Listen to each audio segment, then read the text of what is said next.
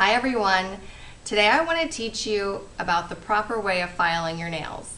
Now everybody's heard the myth that you either have to file in one direction or you have to file from the corner to the center and the corner to the center. Now does anybody remember which of those two things your nail book said to do? Because on some of my pedicure tutorials I have people commenting that I'm not doing things properly. Now, I've been doing nails for 23 years, and I will tell you that your nail book teaches you that to prevent you from destroying someone's nail, so you're more careful, or from slicing their skin with the fingernail file, so you go more slowly and more carefully. There are a few things that they don't tell you in the book that I'm going to tell you today that's going to make way bigger of a difference than one direction or from corner to center. And that's the pressure you apply to the nail file when you're applying it to the nail bed, the torque on the nail plate, and the angle of the nail file. Now, if you use those three things properly, it doesn't matter how you file the nail, as long as you get the shape that you want.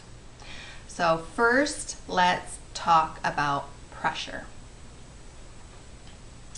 I'm going to press on this fingernail with the file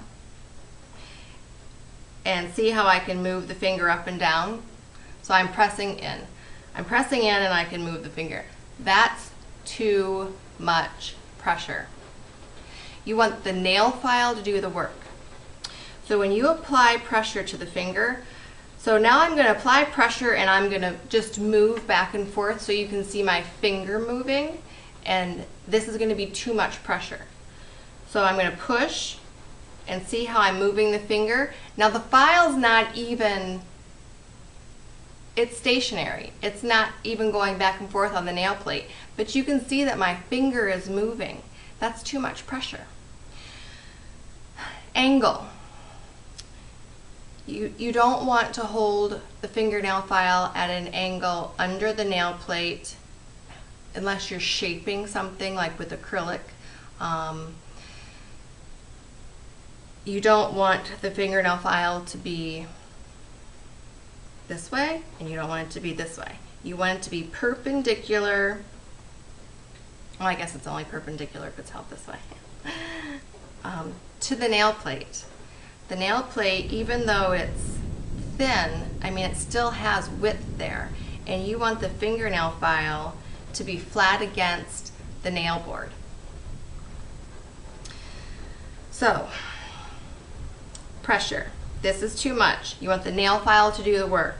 So I'm going to sit the nail file on there and I'm going to move it back and forth, and you can see that my finger's not moving. But we are taking off nail. You can see the little bit of dust that it's making on the nail plate.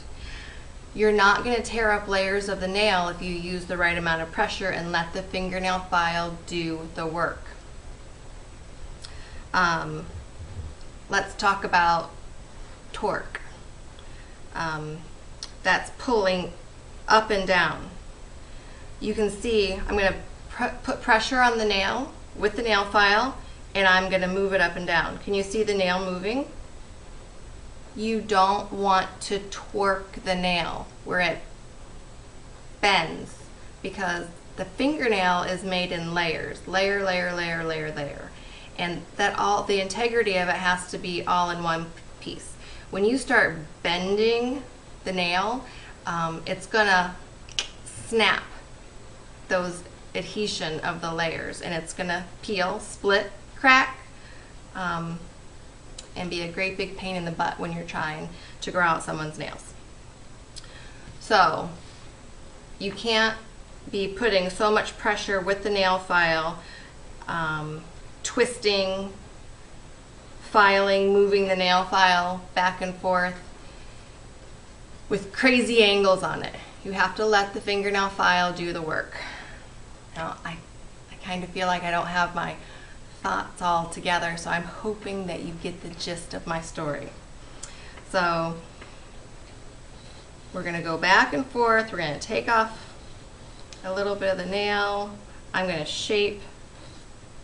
Now when I'm shaping, I'm lifting off the nail. I'm not keeping constant contact. Sometimes when you're going around a corner and you're trying to keep constant contact, the nail file is going to skip. You don't want it to skip. So just bring it in, lift it up, go back where you came from. Lift it up. So when you're shaping the nail, that line of your nail book where it says to go from the side to the center, that makes sense, right? Because you're going to shape and you're going to try to make it symmetrical. So this one's kind of weird, so we're going to go ahead and just go back and forth and take a look. And see, I'm keeping constant pressure on it because I'm taking off length. That's another thing. When you're going to take off length, you still can't apply tons of pressure, and you can't be putting torque on the nail, but you can keep pressure and that nail file on the nail bed to take off length, because you're not tearing up layers of the nail. If I go from here to here and file and then lift off and then go over here and here to here and lift off, there's no difference of keeping it in contact on the free edge of the nail. So you can carefully go back and forth to take off some length, as long as you keep those things in mind. Now we're going to file those corners. We aren't bending it, we aren't twisting the nail file, we aren't going crazy. Let's see what this one looks like. So I'm going to hold this one up so you can see it a little bit better. So this one has a little bit of a peel in it. It was getting dehydrated underneath the acrylic. That can happen. So you can see that's curved. So I want to take down the length enough. Now you can see that my finger's moving a little bit, so I'm going to chill out and go a little slower.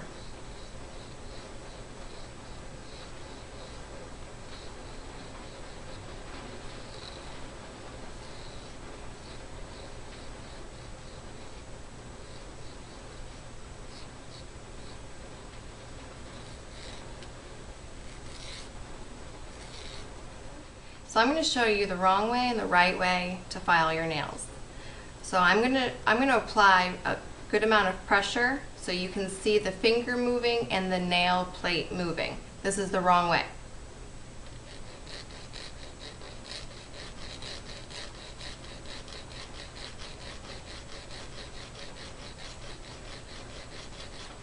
Too much pressure. Now, if you do it the wrong way, you can make up for it, but you're going to have to then shorten them a little bit more. If you've applied too much torque, it's too late, because that can affect, the nail plate quite a ways down the free edge. But if it's just a really, really rough end of the free edge, you can correct that by lightly shortening the nail again.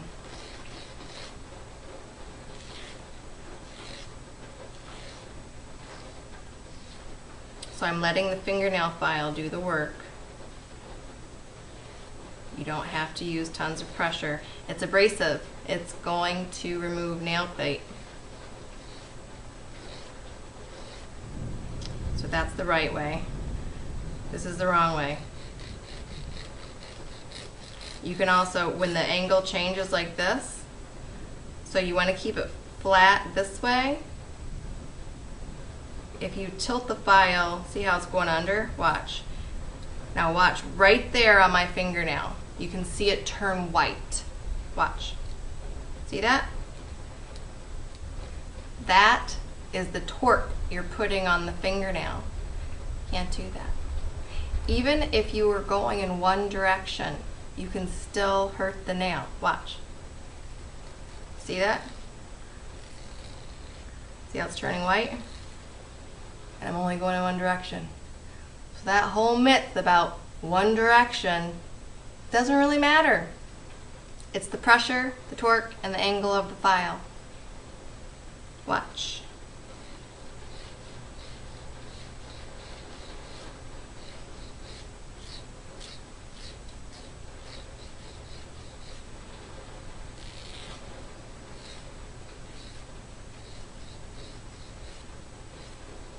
All right, let's give you another example of too much pressure and torque. Ready? Watch my nail bed change colors. See it? That's a no-no.